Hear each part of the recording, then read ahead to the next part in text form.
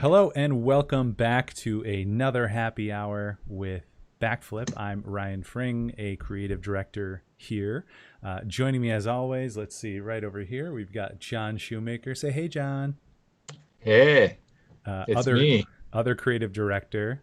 I think we early on said that you could be called, and you asked to be called the creative director. So I will be creative director and you will be the creative director, just so there's no confusion. Yes. So today we actually had some schedules move around. We're really excited actually about our next couple of guests coming up, but we had an open block today and we decided to go ahead and keep having a happy hour and talk about a couple things that are really important that are going on right now. Kind of two very different areas, but that we're doing a lot of work in and wanted to share what's going on. So today we're going to be talking about, and you can see that over here, virtual events, like virtual fundraisers, turning your gala into an online event or a talk series or a conference or what have you, now that meeting in person is in large groups is very difficult. So virtual events is a big thing that we've been working on with a lot of organizations right now. And the other thing is the World Day Against Trafficking. It's such a weird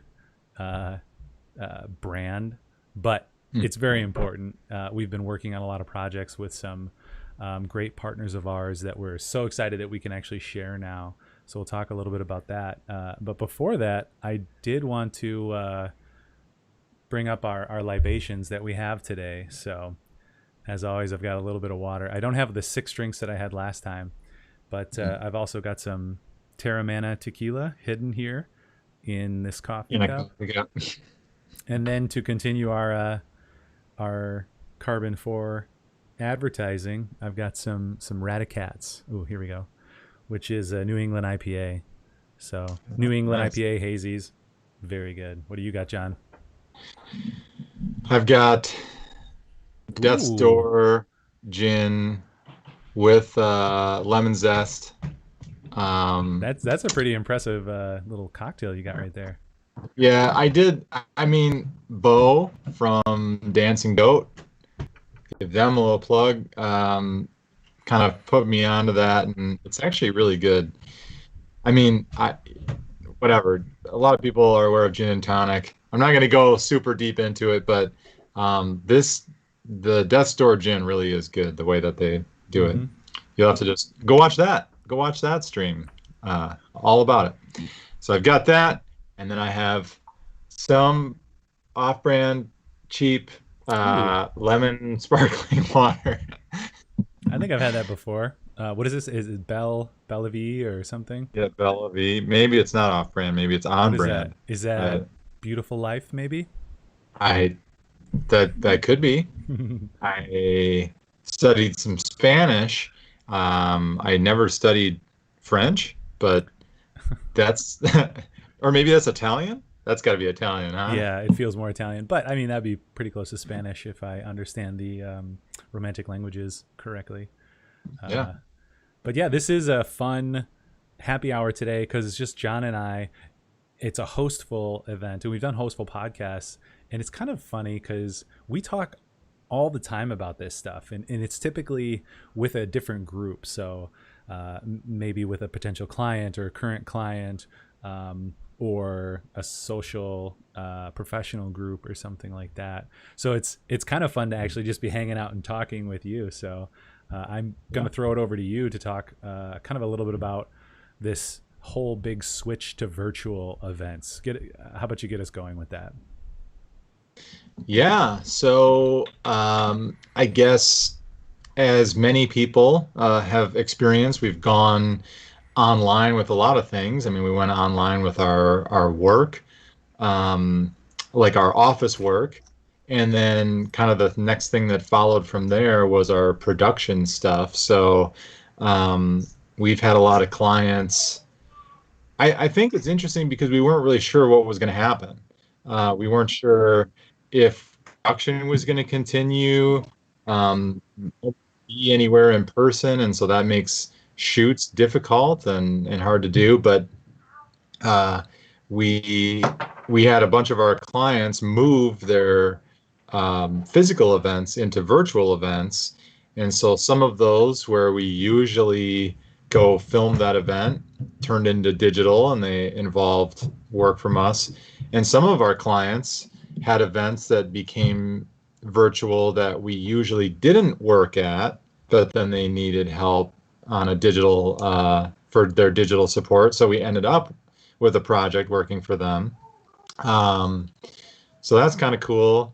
I don't know. It's a whole different world. I mean, I think people have been getting used to streaming, like, because when live streaming came out on Facebook, where you could just pop your phone up and do a live stream of yourself, I think that started getting people kind of used to the idea a little bit. Um, but trying to do it on a more professional level and like have your event stream, uh, that's a that's still kind of a new thing. Um, a new thing and an old it's not newscasting, or um, doing those traditional types of media that have been around just on TV Mm-hmm. uh, forever, but now in sort of the same way that narrative filmmaking became something that the average user could do, or like smaller operations could do.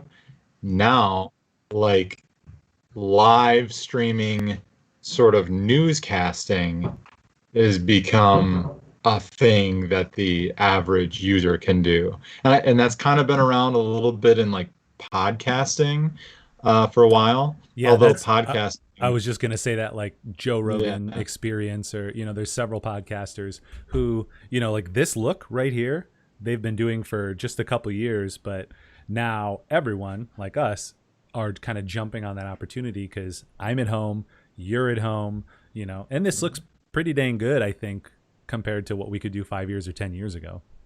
yeah, we do look pretty dang good.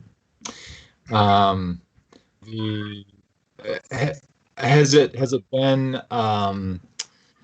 has it been live though, or has it been, because I've seen podcasts or I've seen videos of people who have been podcasting, but it doesn't seem like they've all been live. It's like they Yeah, you're record it right. while, and then they like Yeah. upload that. And so there's a shift there that's a little different, it's Mm-hmm. you're a little rougher around the edges, or you've got to get used to it, got to get some experience and kind of like doing the switching, like people probably don't really realize that like you're like doing switching during these Yeah, to if you look at make my these little, eyes. to like make the screen like look like that and do those Mm-hmm. cool little things. It's simple and you don't think about it, but if you don't have it, you just kind of have a very standard like boring Zoom call, Mm-hmm. that's just like usual. Um, when we show examples or something, this is the only way to do it. You've got to like otherwise, well, you could do like a Bush League, like I share my screen just on a Zoom Yeah. call that's being shared, but yeah, Well, there's a lot that goes into it. and that's kind of the thing that we're exploring, and I guess I have a lot of opinions on what you've mentioned, but overall, like, does this suck? And or maybe a better question is like, does it work or does it not work? Because I think that's the big question right now when we have a big gala where you bring 100, 600 people into an event, and you fundraise 100, 200, $300,000. There's something very special in that event, and that's why you have it every year. Does that work virtual? Have people done this well in a virtual medium, or does it suck, or what sucks about it? So there's about 1,000 questions there for you. Yeah. I think one of the challenging things is, although we're more connected than ever, to use these cliche phrases, um, Now and more than ever. yeah, now more than ever, although we're more connected than ever, and we can like video chat with grandparents and things like that, and that is nice. Mm-hmm. Um, Not just like during this time during coronavirus or whatever, but we've had this technology and we don't all live together anymore. And so we can video chat and see the in-laws and see the friends and see the relatives, and they can wave and say hi to the kids. Although we have all that stuff, the challenge is still that like it's not being in person, like it's not the same. Um, and so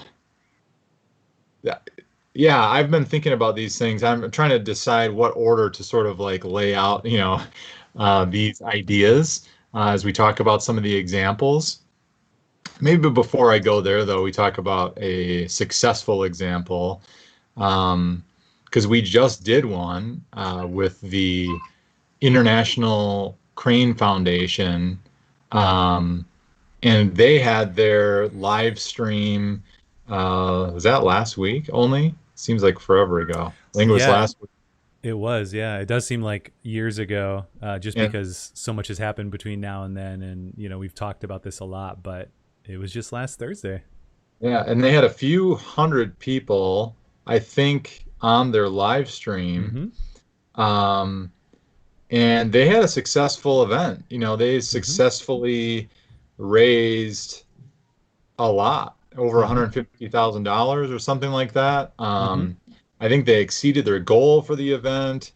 They had a lot of participation online. And if you think about it, like I think the numbers that we're used to seeing YouTube videos with millions of views and stuff. Mm-hmm. And so we see something like a live stream where it's like, oh, we only got 100 or a couple hundred. It's like, well, if you thought of that event in person, that would be a huge event. Mm-hmm. Like Right. 200 people is a pretty good sized event for Mm-hmm. most organizations. So that's pretty successful if you can get people on. And I think the reactions to it seem to be very positive. People enjoyed it, but the piece missing, and this kind of leads us into the next one of the next projects we're gonna be doing. The piece missing is like, what is it that you're participating in on the viewer side? Mm-hmm. And that's what I was getting at before. It was like, although I can talk to my family members and stuff, it's still we're not together. I'm like sitting here. I've got to like sit in front of my computer. I have a pretty decent, comfortable setup downstairs here, but like I've been thinking about this other event, this other gala, and thinking, well, what would I do to make it feel enjoyable? It's like, well, I probably should move all this stuff from down in my office and move it upstairs into the living room, Mm-hmm. uh, so that we can like be comfortable and like sit enjoy the thing. I'm being very cryptic right now, but I'm waiting on my, Yeah. I'm talking about that. So those are some of the things that we're like working with clients to kind of figure out, I guess. And those are outside of just the technology. Right. That's like, I mean, live event producing. There's people that's all they do is just produce live events and make the experience and things like that. So we've got a technical aspect of it, as well as the what implications does your event have, you know, Mm-hmm. being you still need that feel of an event. Right, right. And that's one thing that we're constantly exploring with our different clients, like you say, how to make that feel like something you want to come to, feel engaging and something that you'll put in your calendar. So, yeah, this example, and I have it up on the screen, and I believe you can hear me. Yep, we can hear John too. Good. That'd be good if we didn't hear any of that. Um, this was a project that we worked on with the International Crane Foundation, and this is the first project with them, which was great. Again, everybody moving to virtual events to try and still have that fundraiser. And I'm not going to share super specific. Oops, you're watching the feed. I was just making sure that I had it shared. That's the joy of. I'm still getting your audio. Um, the joy. Oh, you know what? I wonder. Let's see. For whatever reason, I'm getting feedback. This is one of the awesome parts about live is that just weird stuff happens, and you have to roll with it, and hopefully your host can handle that. But yeah, they came to us to turn their virtual event because it's a fundraiser. You know, you got to fundraise still. And I was going to say I was going to be vague about numbers just because I don't know what they have public and can share right now. But they had a goal that was about this big for the event. And then prior to the event, they actually got about, that much further, a couple times further, 3 times further than their original estimation. And then through the event, I think they even saw another 50 to 80%. I don't know all the timing exactly, like if it was during the event or a couple minutes after or whatever, but another 80% increase. So they saw a huge increase from their estimations and I believe from last year in the engagement. And I think some of the reasons were that they had a bigger reach this year. It wasn't just an in-person event that only local people could come to. We could actually cast this out to the world. And I do remember them saying that there was somebody in China, somebody in Africa, colleagues that they work with who could actually attend the event. And then friends and family members who aren't in the area who actually came to the event for the first time, came to the event and donated for the first time. So those are some of those features that are really great about an online event. And Yeah. I think we'll always want to have in-person events, but maybe there'll be an online component later after all this gets settled. Yeah, and that's a good point too, because there's another client of ours that we're talking about a virtual event with.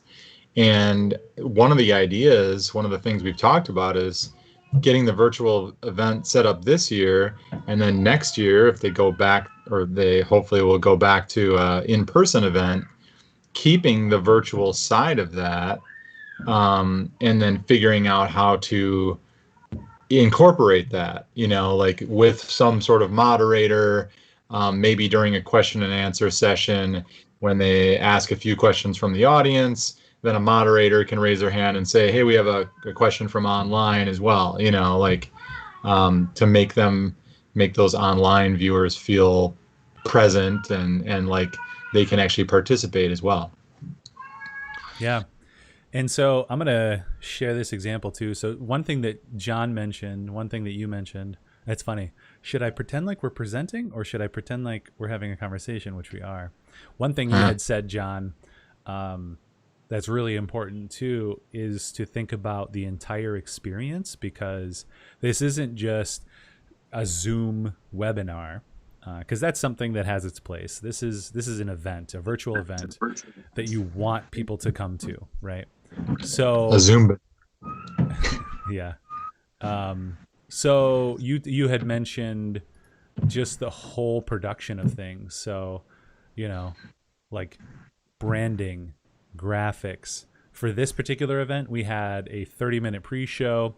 I think we ended up going live about 20 minutes before the show just because our run-through was going longer. But we had a 30-minute pre-show with videos that they had produced mixed with trivia and things like that. This version right here is just the actual event. So, you know, you have these little graphics that make it feel better, like TV. Um, and then, you know, the real important stuff is like getting into the meat. Um, so including videos of people there, but then the live event. So this is actually live, and that's always the question that we're asking, like, why live? What's the most important thing about being live? Um, and actually, that's a funny thing right there. That was my one switching error. I had queued up the wrong thing. You see right there. Um, but why live? You know, they're talking and people are watching, but actually during the event, I believe they were providing feedback and like, this is great, and they were donating, and then they could actually provide updates on numbers as Yeah. well, which they did throughout the event. Yeah, I think that was the thing that kind of like added energy to it, was like, oh, things are happening right now, and then it gets people kind of excited. I mean, again, not to like cheapen it or make it, feel like something else, but there is there's an energy that comes with like those like home shopping shows, like oh, we've got, so and so on the phone right now, and they're like Mm-hmm. making a purchase, and oh, we've got this many numbers and this many people, and we're going to be doing this for for just 30 more minutes or whatever. Like, there's an energy that comes with all of that. I think it's because it demands a specific time and a Mm-hmm. specific attention, versus if I put something out there, like here's a report to read or here's a video to watch, and you watch it at your leisure. It's kind of that, like, if you don't have a specific time, then you can't.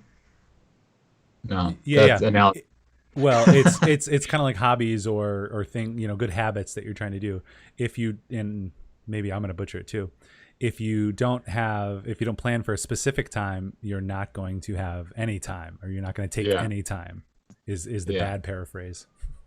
yeah, yeah. So I think it motivates you to do something right then, to make it like, I'm setting aside time to do this thing, to take part um, in this event. And when it's done, it's done. Now Mm-hmm. you can go back and watch it later, but then you also kind of, you miss out on that. Maybe another example is like, this gets a little far removed as an example, but like sports, like a sports game. I know there are some people who are dedicated enough to like go back and watch them later, but Yeah. if I miss it live, I'm just not interested anymore. Mm-hmm.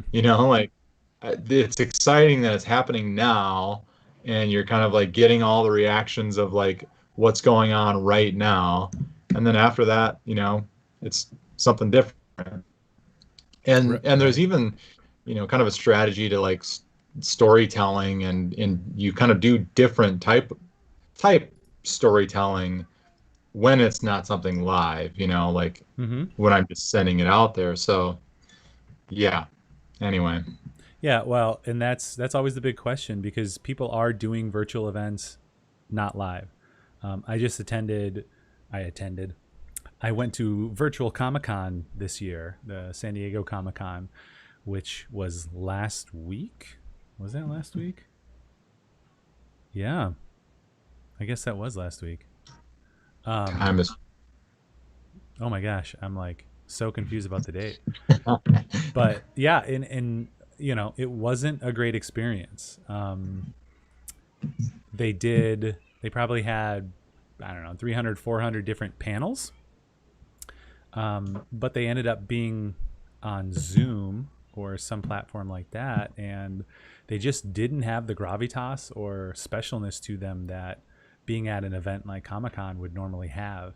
And it was kind of cool. Like, I had two authors that are some of my favorites. I watched I them. watched That that. was probably my That was favorite probably my content. favorite content. Um, Um, but hang on, let me turn down that. Um, sorry, I'm getting feedback. Uh, they were some of my favorite content, and it was just one-on-one with them or one with a host. But some of the other panels and stuff just kind of felt flat. and I think it was because of the way that they were pre-produced. There wasn't the live energy to them. People couldn't interact with it, and I feel like that's a big part of Comic Con, is all coming together and interacting. Now, I've never been there, but I always watch panels afterwards, and there's interactions with the crowd, and there's just such an energy that live has that pre-produced doesn't. And maybe it's because you cut out the errors or cut out any issues for efficiency's sake, but it's hard to say exactly what it is. It's what we're exploring and trying to figure out. But I did not enjoy a lot of the panels that were there because they were pre-recorded. There wasn't an energy. And so of the 90 panels that I signed up for, I figured I'd probably watch 10 to 20. I watched two through completion. I didn't watch any of the other ones and there's some reason to that. Yeah, were the panels, were they like conversations between people, or were they just like a delivered like delivered script or something, or One of them was a conversation. So that was, let's see, that was Jim Butcher, an author. And that was really fun because I thought the host was good, and she was bringing up questions from that were submitted. So there was kind of a live-ish feel, even though it wasn't live. And then the other one was just a book reading from one of my favorite authors. And it was not great. Like, I kind of had to force myself to get through it just because it wasn't high quality and just seemed kind of cheap. And I think that might also get into this idea of producing something really well. Hopefully you can hear my children screaming through the awesome mic. There's a lot of craziness going on upstairs. That's the fun. That's the fun part of live. But I think that idea of value and quality is really important. And when you're doing just kind of like a discussion or something like this is a weekly thing. We've put some effort into it. I have some lights. I stole one of our cameras and a microphone to use because we frequently do this. And then we put some time into the art and production and stuff, but we do it weekly. So we're kind of okay with a lower quality kind of version to it. This International Crane Foundation, this is their event, the one gala, right?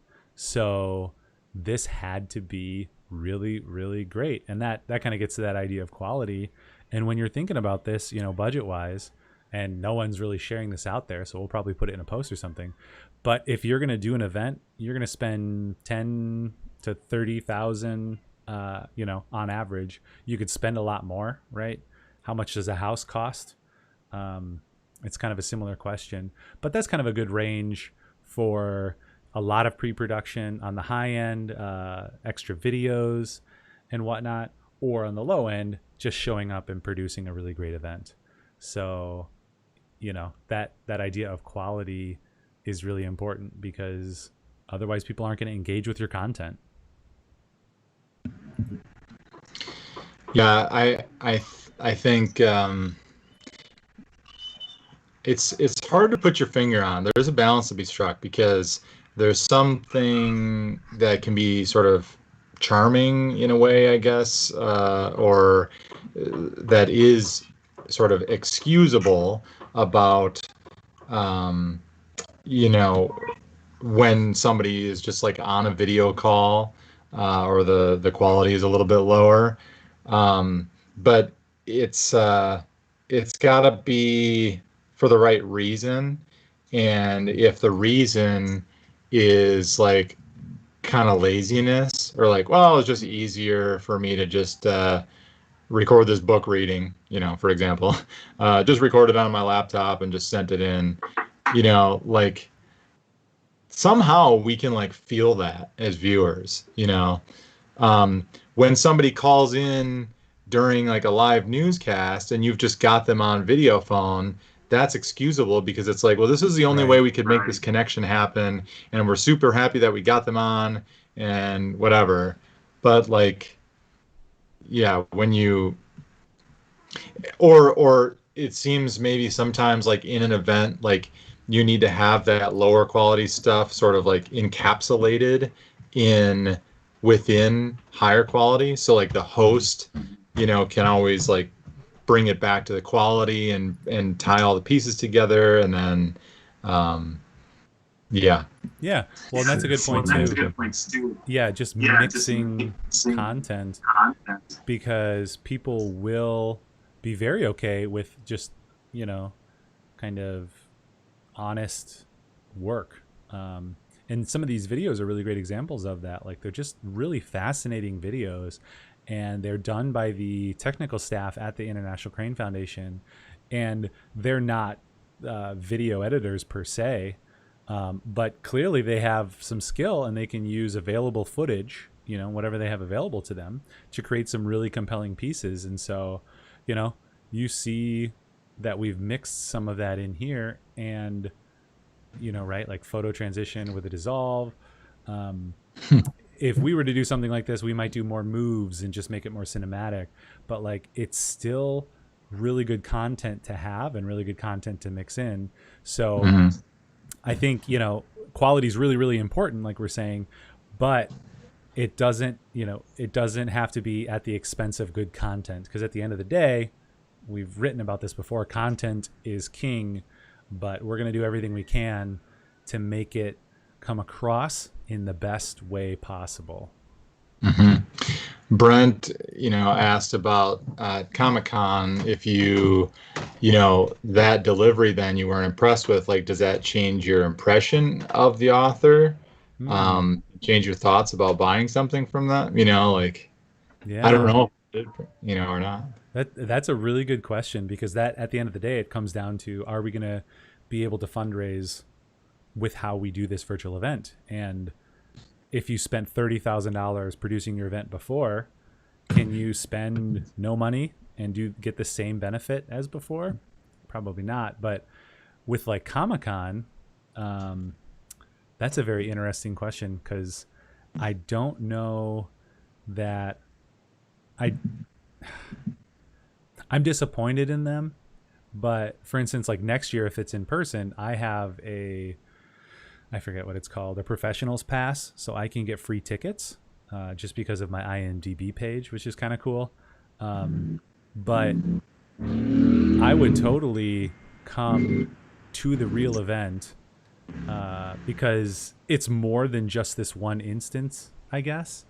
Hmm. However, this really kind of put me off of, I don't know, just engaging with Comic Con right now. Like, I'm not excited about them. Uh, and I guess there's no donation involved. So it's a good question that I'm like literally processing as this is Yeah. going on. Would I donate? I might donate or support the organization in spite of this, but I would likely provide feedback about how poor this experience was, um, which I think overall is a very negative um, response Yeah. to the event. Or I think people, in a way, maybe, kind of have to excuse themselves, and maybe that would make it better, is like, especially pre-recorded.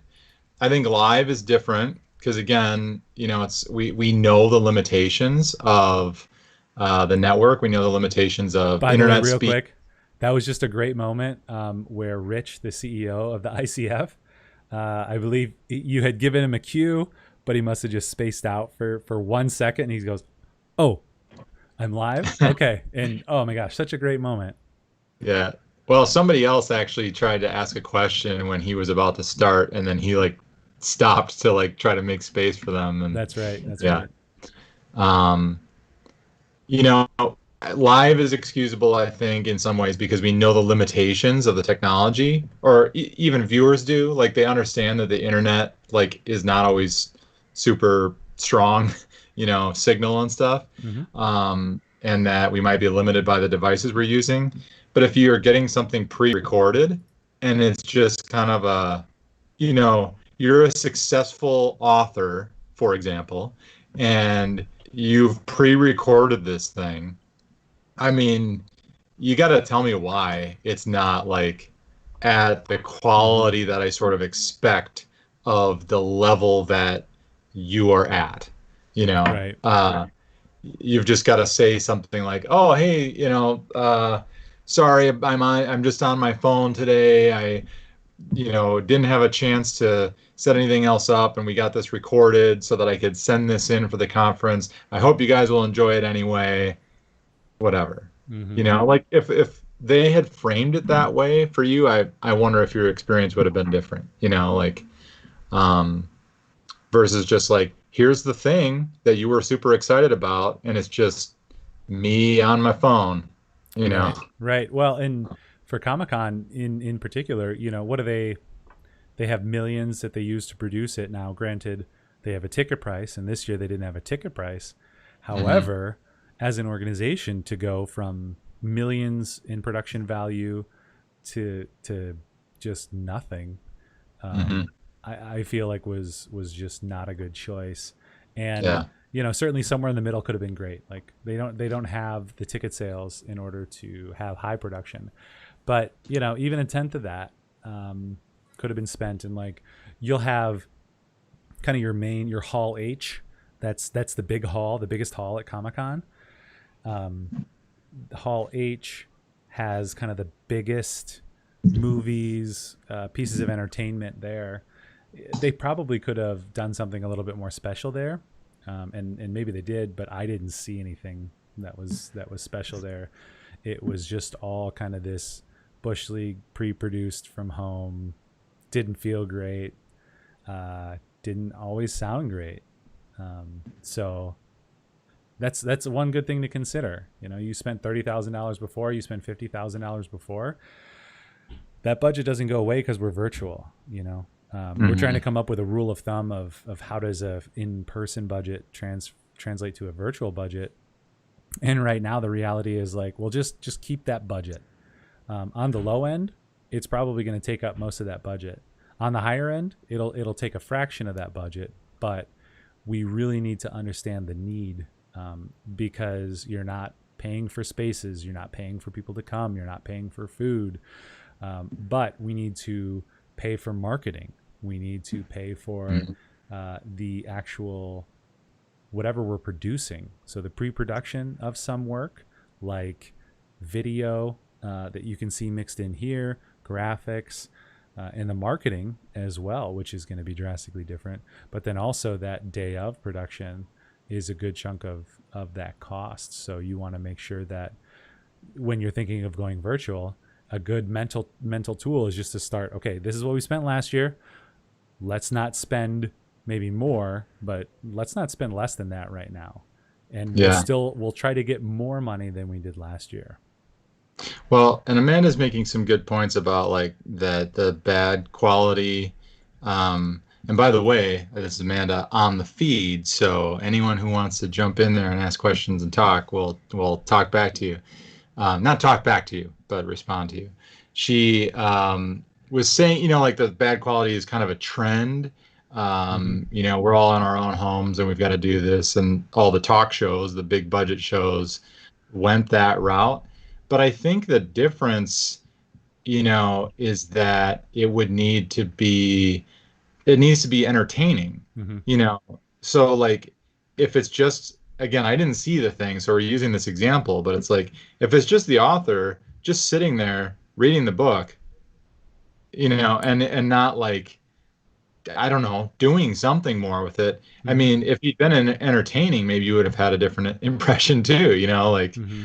um or or something, like there was some creativity and some fun that the talk show hosts did with the fact that they were at home, Mm-hmm. and held up signs that were written by their kids. There we go. They held up signs that were, drawn by their kids for their shows. um, and they like played their own music, or they like just did funny things, and it Mm-hmm. was entertaining, and you didn't think, oh, this is low quality. They, even though it was just basic, very basic, lower quality production. Right. Well, and that idea of content is king gets back in here because, like, Amanda points out Kevin James as well. So he produced some really great little short comedy pieces, and they're great. You know, they look like kind of normal quality. But when you talk about the talk show hosts, they're filming on phones, or I don't even know why they couldn't get DSLRs, but they're filming on what looks like phones. But there's been a lot of pre-production, and Yeah. there is money that goes into that production. You know, I think John Krasinski with what was it? Good News Today or something. Yeah.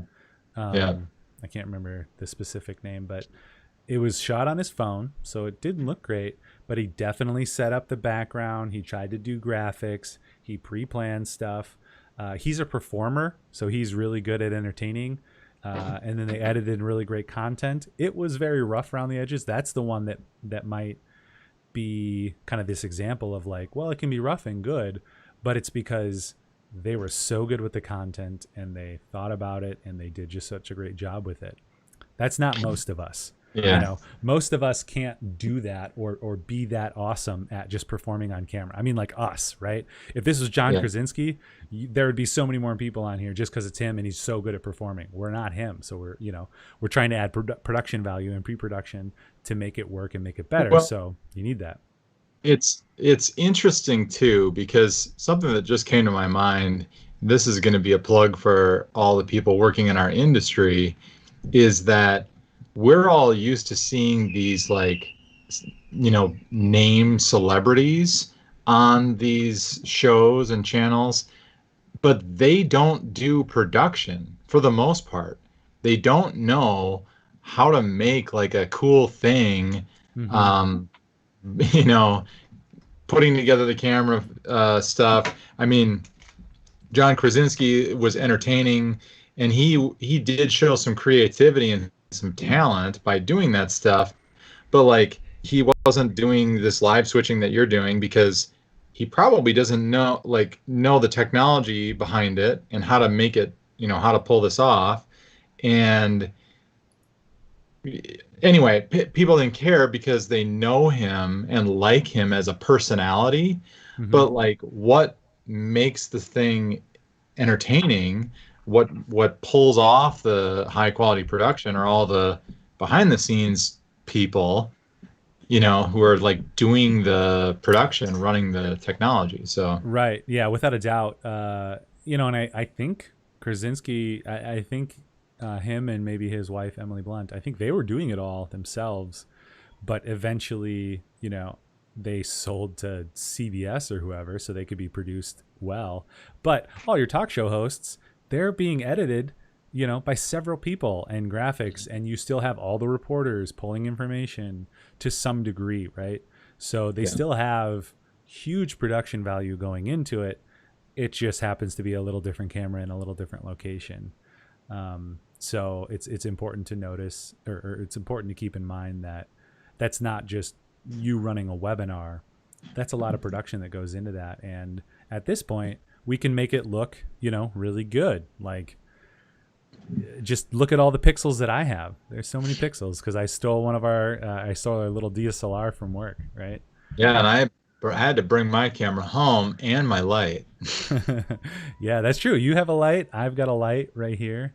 I've also got, my office is smaller now, so I grabbed one of these for the time being. Let's see. With all my color changing lights, so I just use that to control the lights. Yeah. And actually, I was going to say, or maybe I didn't say it clearly, I returned my camera to work and my light to work. So my light is actually I'm going to spill everything. Too many There's a drinks. window. Nice. There's a window over there. And then I put this big sheet of white paper next to me on the other side so they get a little bit of balanced lighting. Key Well, to, and key just, to that's some of that pre-production. So I got to bring this light back too that I have. So I'm trying to figure out like what kind of cheap light can I get that would work well and still kind of get this feel, cuz we'll likely keep doing this, and I like producing it from home cuz I have a computer here that can handle all of this. But I think it's a good time to maybe switch gears. Yeah. We're at about 45 minutes, and talk about the second part of what we're here today to talk about, and that's the World Day Against Trafficking. Um, I didn't I didn't give you the heads up of throwing that to you, but maybe what do you know about the World Day Against Trafficking, or Yeah. just Okay. lead us So, into that. yeah. So it was yesterday. So don't go hashtagging it today, or you're gonna look out of the loop. I don't know. Maybe you can. I definitely Um, hashtagged it today. yeah, yeah. So it was the World Day Against Trafficking, or World Day Against Human Trafficking, or World Day Against Trafficking in Persons. Those are all hashtags used. That was yesterday. Where I actually heard about it first was through the organization called uh, Our Underground Railroad. It's OUW or OUR. Um, what's that first word? Our, I think. Anyway, um, yeah, yeah. It's yeah, yeah. That's why I was confused.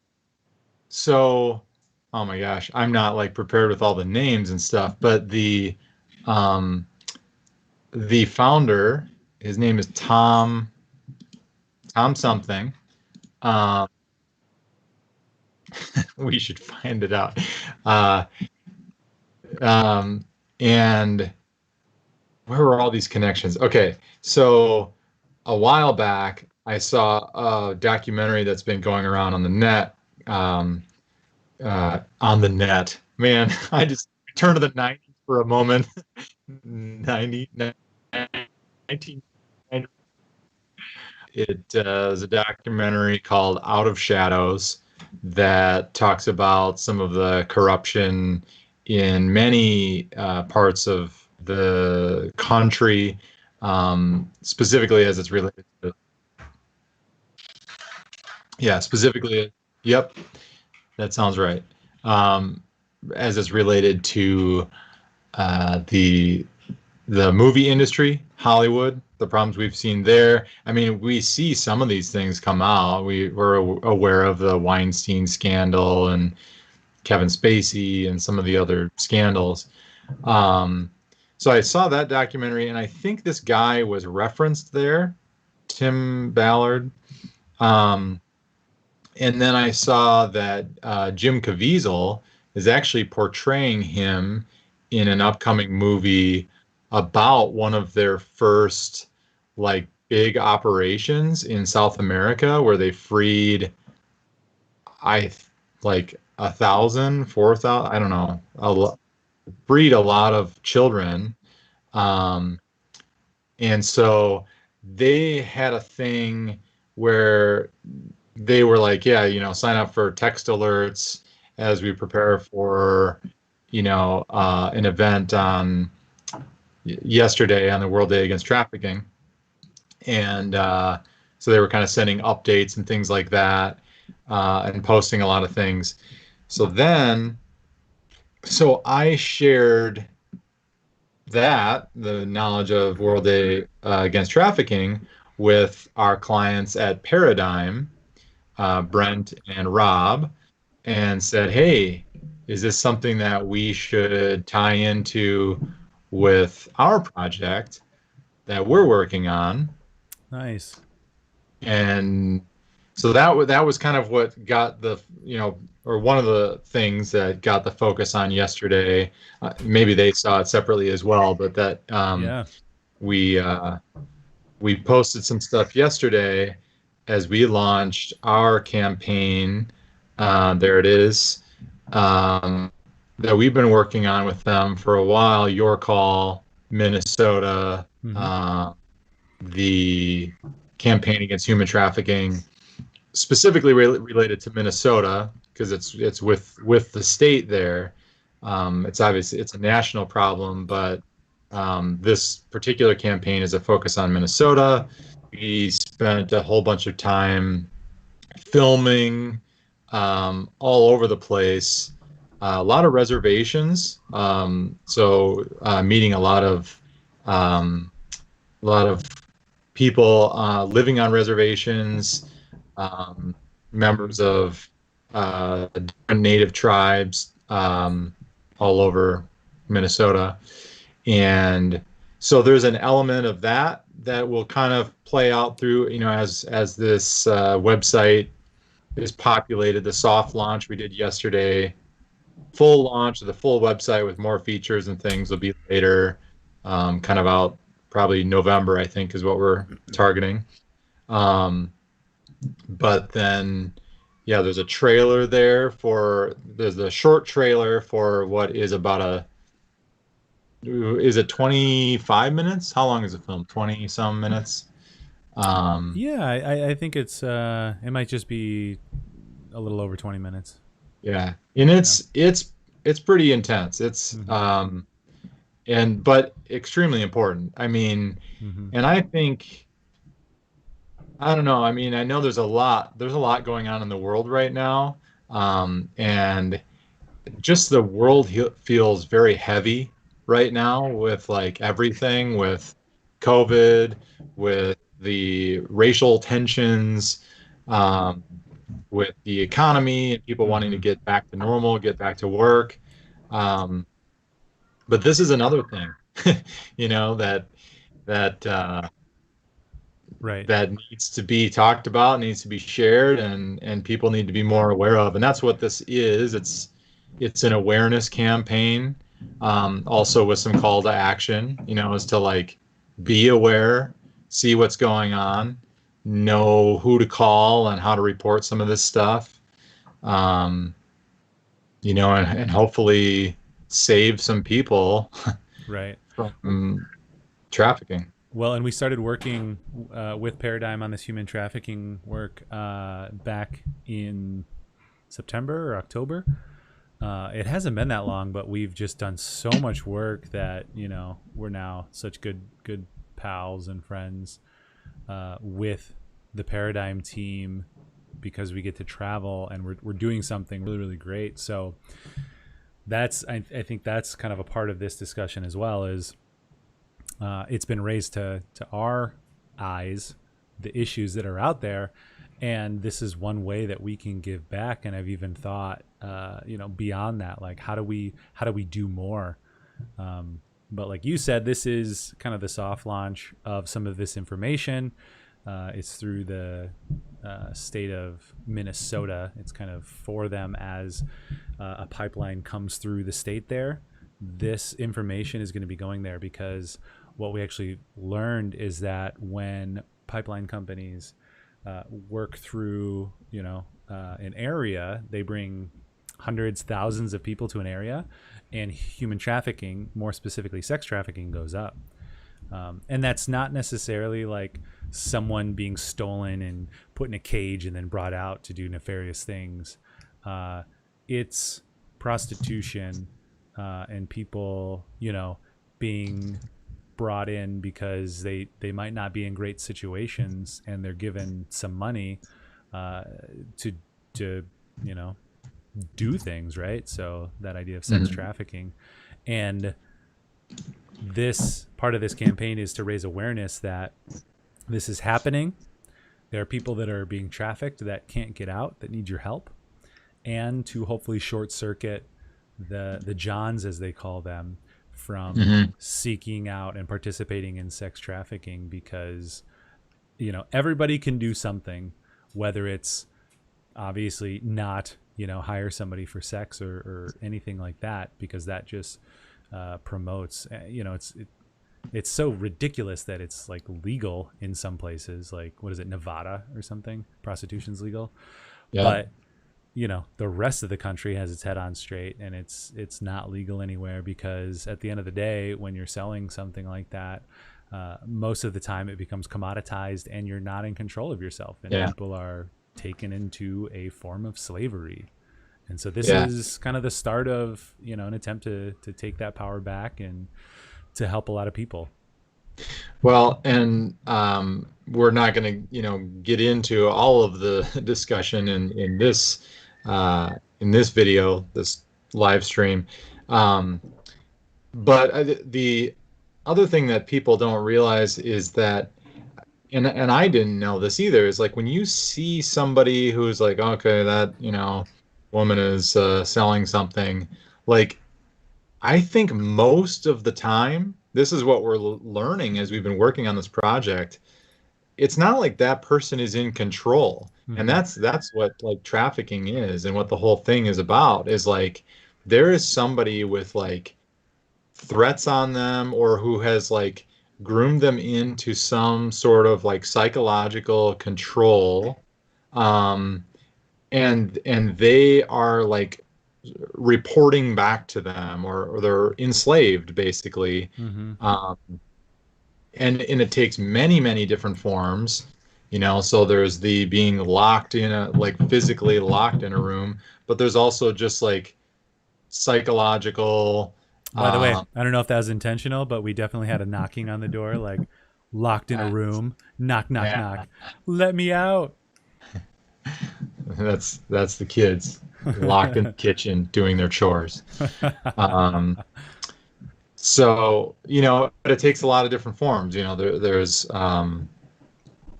it's not just the pictures from movies about people being locked in a basement somewhere. Um, Mm-hmm. it's there's a lot of forms that it takes, and it's about the campaign is about making people aware of it and calling more things in. It needs to be reported. Um, you know, like it's just making people more aware. Instead of like thinking, oh, I just not gonna look over there Right. and ignore that thing that's going on. Ignore that person. Yeah. Well, and I think again, I'm trying to I think of saw a the metaphor. post from. Oh, go ahead. I was gonna say I saw a post from. I think it was through that our Underground Railroad organization, but somebody had um, posted that they were on a flight. I think they were on a plane, and they were like, "I'm on this plane, and there's 25 young, very young women and girls who are all here, appear to be in the same group. No, this was a train. Um, and they look very uncomfortable. Some of them are crying. And they just like sent this in, and the authorities like intercepted a trafficking operation at the next station where the train stopped for the next stop. I mean, like we probably Mm-hmm. run into things that like look weird, and sometimes we're like self-conscious of like, I don't know. I guess I don't know what's going on. It looks weird, and I just don't want to be involved. And this is something to say like, don't stop doing that. Like, Right. if it looks weird, it is weird. Something's going on. Call, like, report it. And if it's not something, then fine. It'll be, some police officer will ask someone later and they'll be like, oh, no, it's nothing and Right. whatever. Well, But like, and it's kind of like the world that we live in right now, right? Coronavirus. Right now, kind of the argument is like it's better to be extra cautious than sorry, and obviously, there's so many factors that play into that, and we can disagree on specifics, but the overall concept holds. And it's the same thing with this. Like if you see someone say something, and I think we found out that see something say something is trademarked. I can't remember for what organization, yeah, it might be because that was kind of what we were going into the film with, terror. thinking I think it's terrorism. see something say something. Yeah, I the think so. Yeah. TSA. um Yeah. and yeah, we can't use that. So it's like our state, their lives, your call. Let's see, let me throw this back up. That's kind of the motto of this campaign. So it's your call, Minnesota, but our state, their lives, your call. So Hmm. really hoping people take ownership of our community. Obviously we're in Wisconsin, but this is happening everywhere. And the stories that you hear in the film which again will probably launch in November when the full campaign launches. But this is just kind of raising awareness to get people engaged in this content. But the full film, we talked to a woman, and her story just like grabs your heart and squeezes it until it explodes, and then rips it out of your chest, and then puts it back together and puts it back in. But she, from a young age, I think she says from when she was a toddler, was groomed for pornography and prostitution by her family. And I think I think familial trafficking is one of the big components of it. But like, that's heartbreaking from being a toddler. Like I have a 1-year-old and a 3-year-old, and like I think we've talked about it before when we talked to Rob and Brent on a previous happy hour. It like makes me so angry.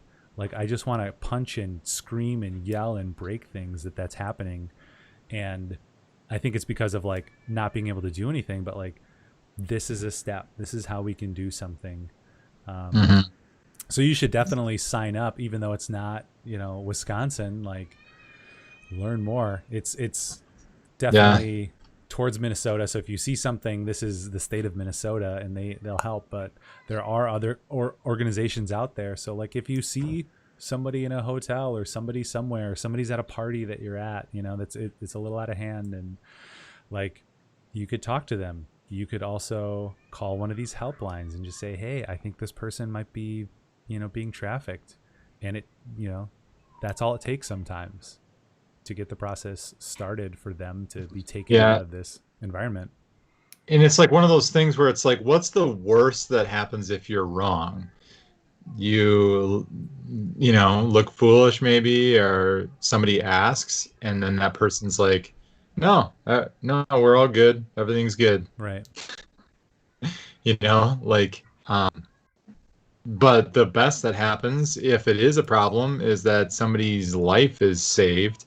I mean, there's projects like this that come along every now and then that they're heavy, and it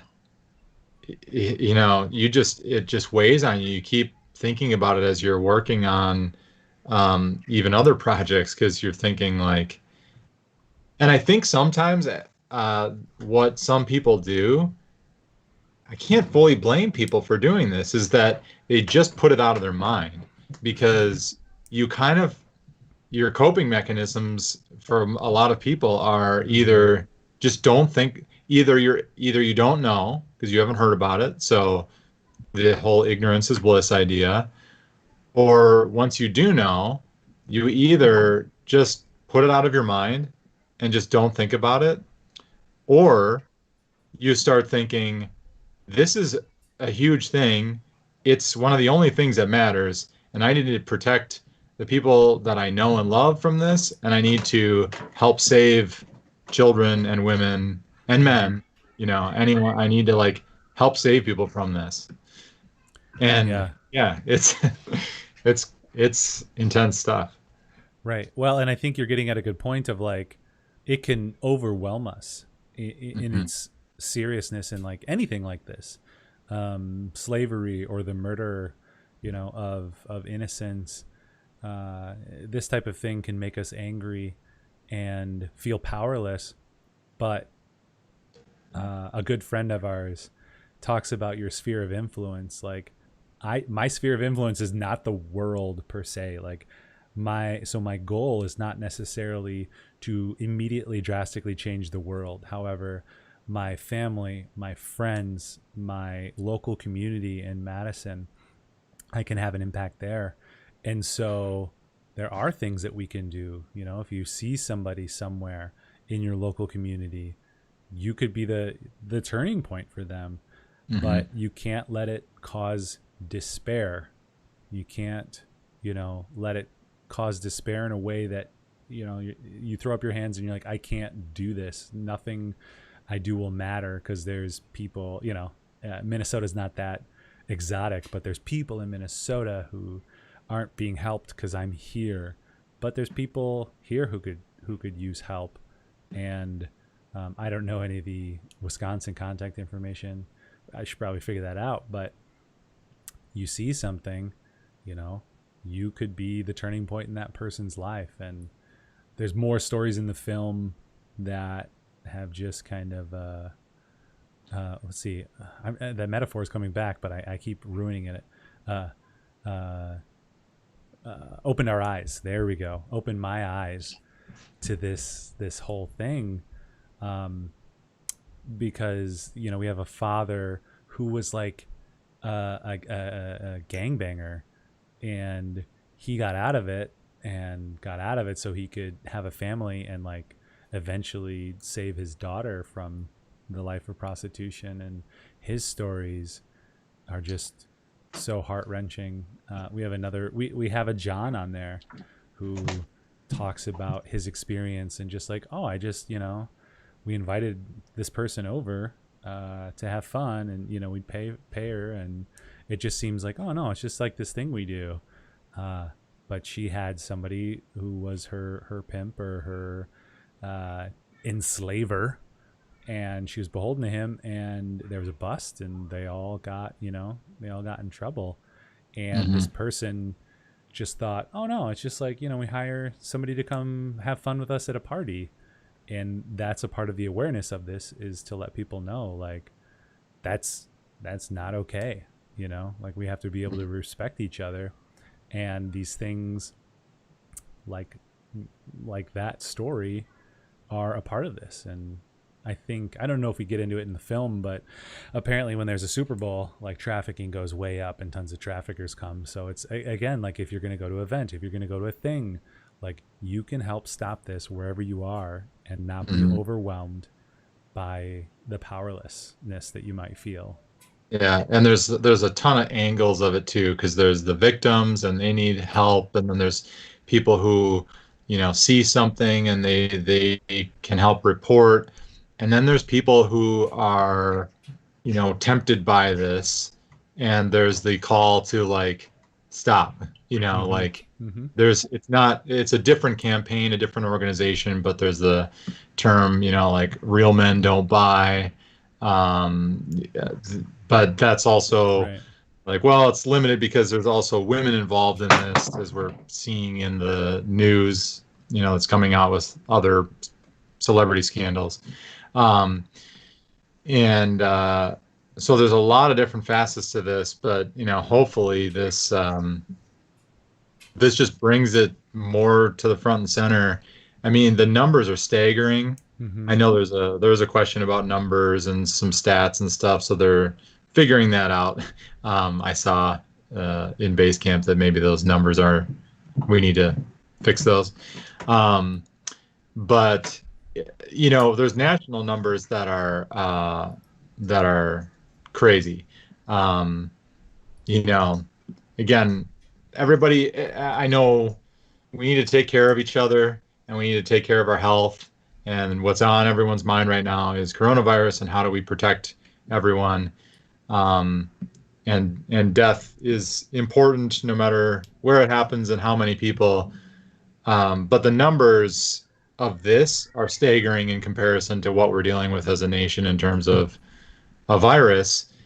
I forget what it is. It's close to a million. It may not be a million, but it is close to a million, that a million children, maybe it's 800,000, that go missing like every year. I mean, that's something that you can't wrap your mind around. And it's like, that's the scale of the kind of thing. And that's Mm-hmm. why this is such an important project. This is one state. And yeah, like you said, I mean, people should follow along with it because hopefully it expands beyond that state. It could be, um, hopefully, it could be more that, start doing this kind of thing and promoting awareness. So, Yeah. Um, and yeah, we've done a lot of work with this, but to kind of get back to that original idea, the World Day Against Trafficking, there's also other forms of trafficking that happen. And at some point I want to do a film about it, because we've had, what is it, two stories um, from people that we know. I think through producing projects with them. One was, in Wisconsin, where family came over here from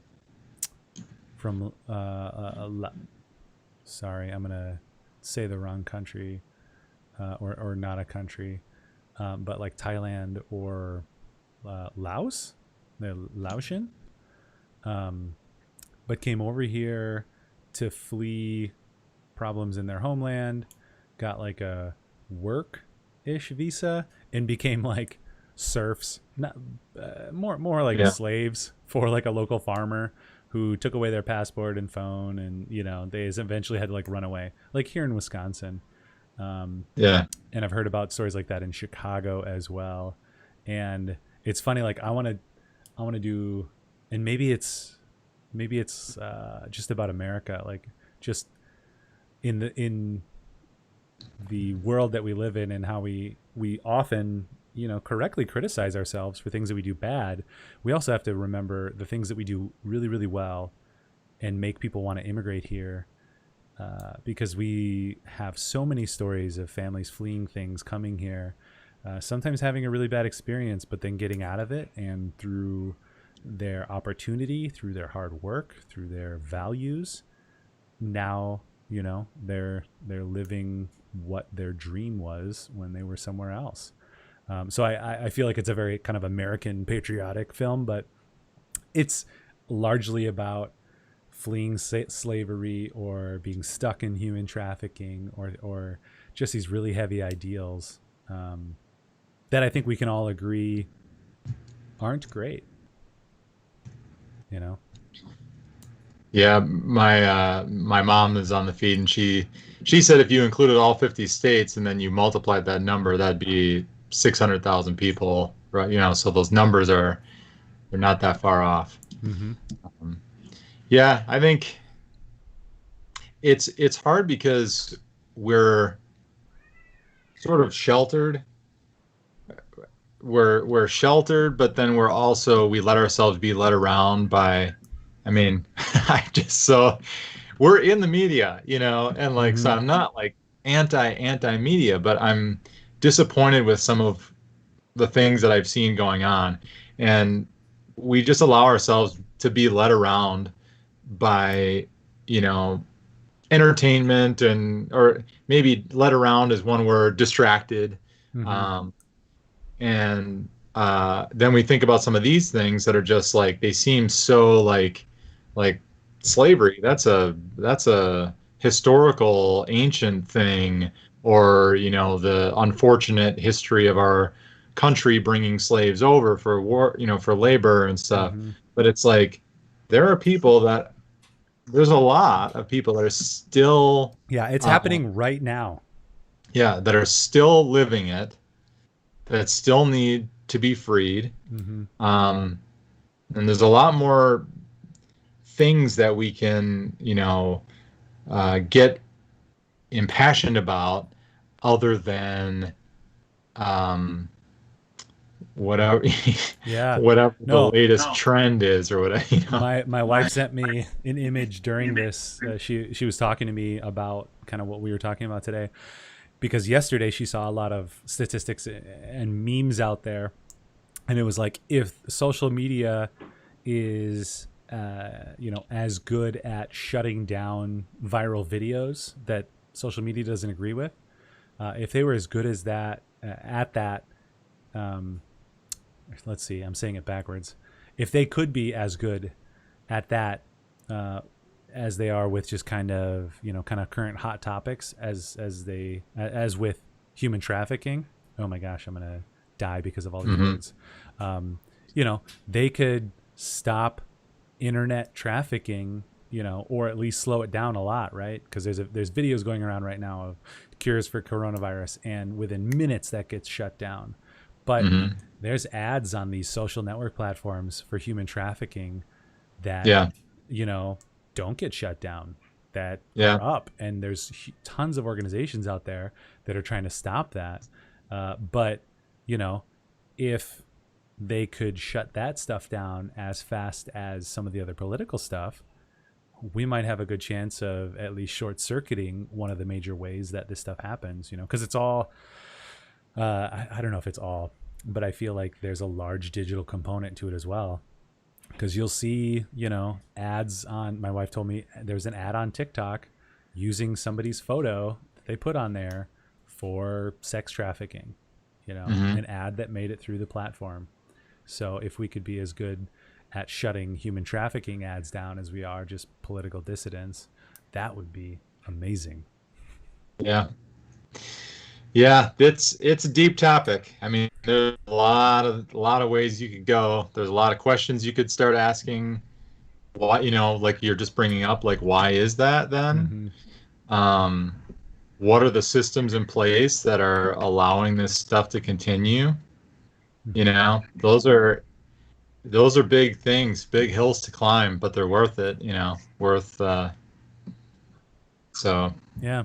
Well, I feel like we should wrap up here, and it's just you and I, so it's less fun to play a game with two people. But yeah.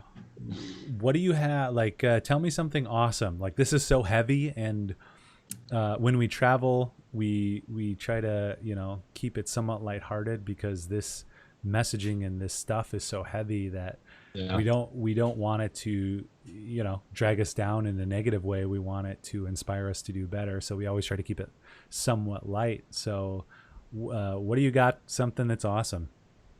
Yeah. Well, here's one way to connect into that. I think stuff like this, as heavy as it is what makes uh, you know the other stuff more genuine and rich.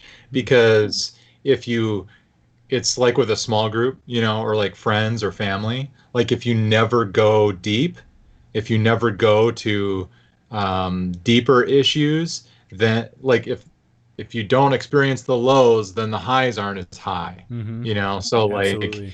um, you know, so keeping it light, for us isn't just like pretending that things don't exist. It's like then having some times where we enjoy, you know, goofy things and whatever.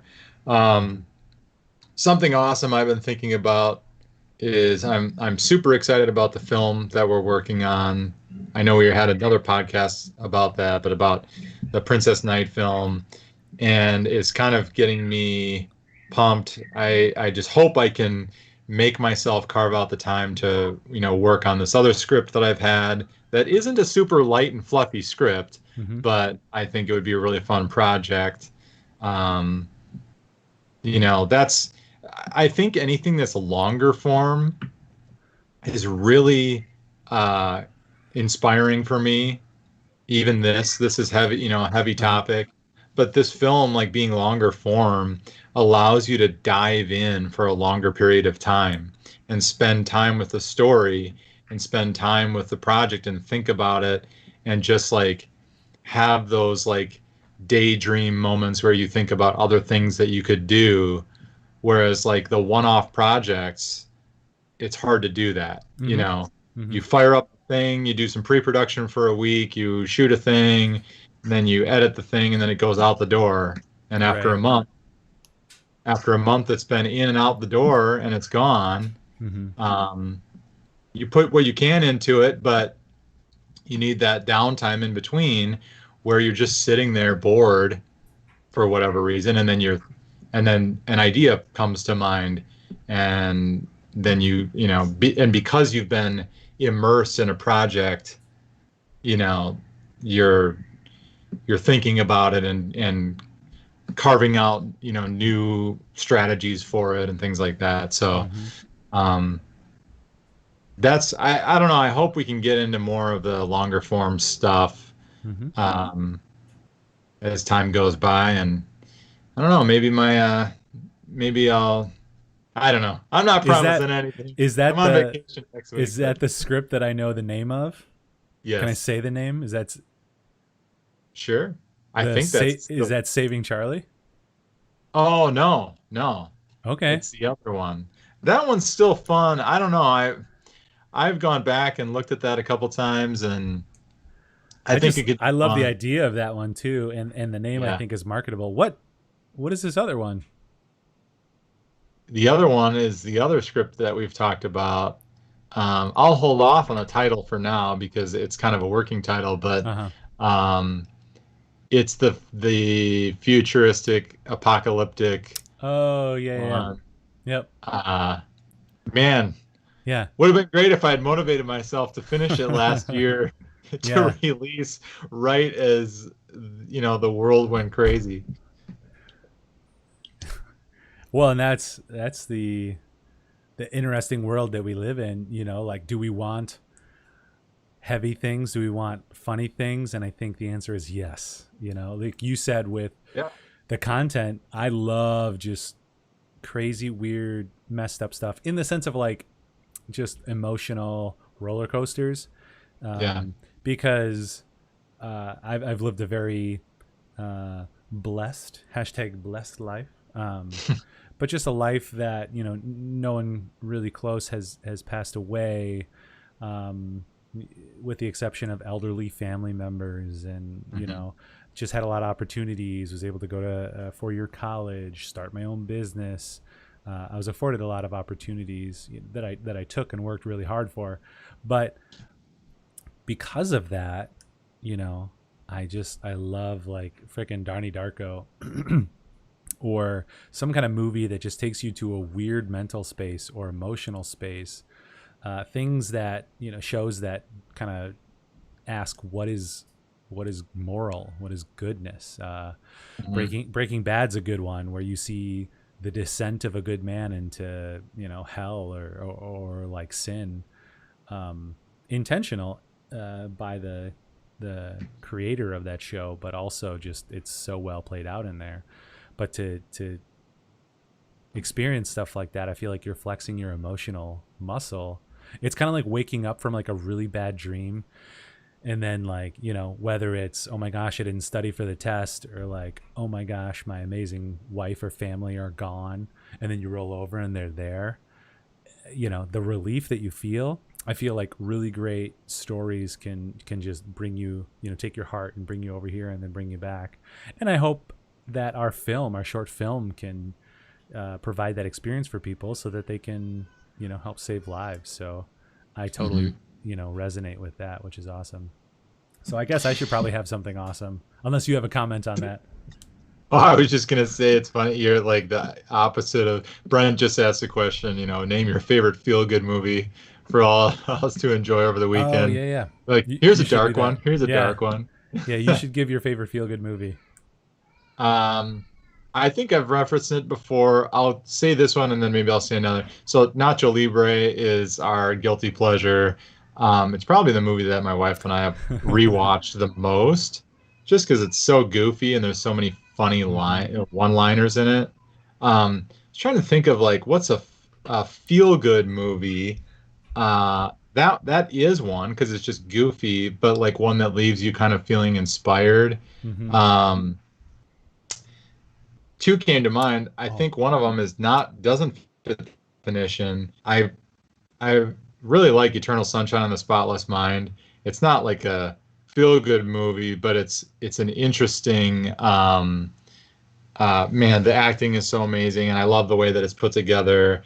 And it's this idea of like, is it better to remember things even if there were tough times and sad times, or is it better to forget them, is kind of what they explore in that movie. And I think in the end it leaves you with a pretty good feeling at the end of that movie. The other one though that's also up on our wall is like favorites of people in the company is Little Miss Sunshine. So there's it, you know, these are older ones. Nothing. I haven't seen anything recently. We've yeah. all been locked down. Um, but that's another one. Eternal Sunshine of the Spotless Mind is so good. Jim Carrey as not a ridiculous comedian, Yeah. just as a real person with flaws is great. It reminds me of like Robin Williams, Hmm. as a Yeah. real character. I love that. And you said Little Miss Sunshine. Let's see, Eternal Spotlight of the where. Now I'm mixing the movies up. Eternal Sunshine of the Spotless Mind and Little Miss Sunshine. I'm seeing a theme here. You just like movies about sunshine. What's the okay? Um, Here's a more recent one that kind of fits that genre of Uncut indie, Gems. indie feel good, Captain Fantastic with Viggo Mortensen. It's him and his kids, and they live off the grid. Oh, I don't think I've Um, seen that one yet. yeah, it's good. I You forget if recommend it's it? on Hulu. Yeah, yeah. Okay. Maybe I'll check that one out this weekend. Thanks, Brent, for the prompt. Let's see. Uh, oh, Mr. Holland's Opus. If you've never seen Yeah, oh that, yeah. is just so at the end. Like as a punk kid, I like teared up and I was like, beautiful, beautiful boy, or however you say boy, like Yeah, the sign language. yeah. It's so amazing. That's one of kind of those. I don't know the date. Let's see. That's got to be like late '90s. Um, Yeah. just feel good school films, familial stuff. So that's a really good one. Um, and then, dang it, I had one more that was kind of related. Oh, About Time. So if you haven't seen that one yet, John, you and Amanda, you guys should watch that this weekend. About Time. I don't know if it's a British film, but it's got like all British actors in it. Um, it's got the dude who plays. He's in Harry Potter. He's also in Star Wars. He's a redhead. He's phenomenal.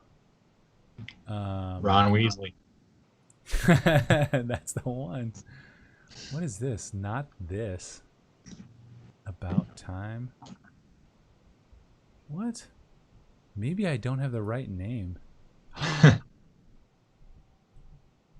Oh my gosh. No, this is not the right thing. Okay, I have to find this, but it's a movie about time travel and kind of Donnie Darko-esque in that, but the son learns that his family can time travel, and so he time travels to try to Mm. improve his life, but it's all about relationship, uh, and it's just super super sweet. Um, There's one with well, maybe I should put an end to this. It's like here's all the movies I can't think of the name of. yeah, Uh, yeah. No, you vamp while I try to find mine. there's one with Aubrey Plaza and um, some other dude, and it's about time travel. That's also a feel good one, kind of an indie feeling one. Um, Okay, so I've got him. It's Domhnall Gleeson, yep. Domhnall Gleeson. Um, oh, I see. No, no, no. It is About Time. The poster said like from the producer that brought you Love Actually and Notting Hill. I was like, oh, that looks stupid. It looks like a dumb rom com, but no, it is About Time. It's a 2013 film. It's amazing. You guys would love it. So you should definitely watch that this weekend. And Carolyn says everyone should just watch Schitt's Creek. And I didn't curse. That's Schitts. It's the name. It's a family name. And laugh at the Canadian goodness. I got the other one too because it's worth a plug. Safety not guaranteed. Oh yeah. Let's see. Did you mention that last week or did TC?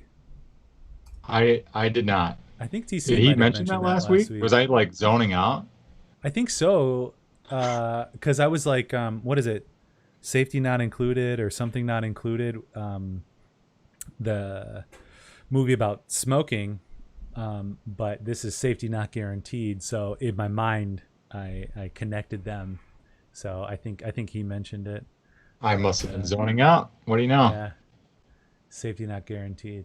Well, now I have two movies to watch this That's a weekend. good that's a good one. Safety not guaranteed is really fun. So is Captain Fantastic. You might like that one just because it's there's kids and a father and the dynamics and Nice. stuff. That's a feel good one there. Safety And not he's trying to like, guaranteed from the people that brought you Little Miss Sunshine. oh, nice. Yeah. Yeah. Cool. Cool. Yeah, we did it. That's the game that we'll play today. Something awesome to feel better about. So definitely do check out. Let me see if I have that graphic still. yourcallmn.org. It's obviously geared towards Minnesota. So if you're in Minnesota and you're watching this, definitely check that out and learn more about that work that's being done and keep your eyes on that. We'll also likely be posting as things come out, yourcallmn.org. Also, check us out on all of our socials. Like, subscribe, do the things. You're probably on Facebook or YouTube right now, but you can hit John and I up on our social medias as well.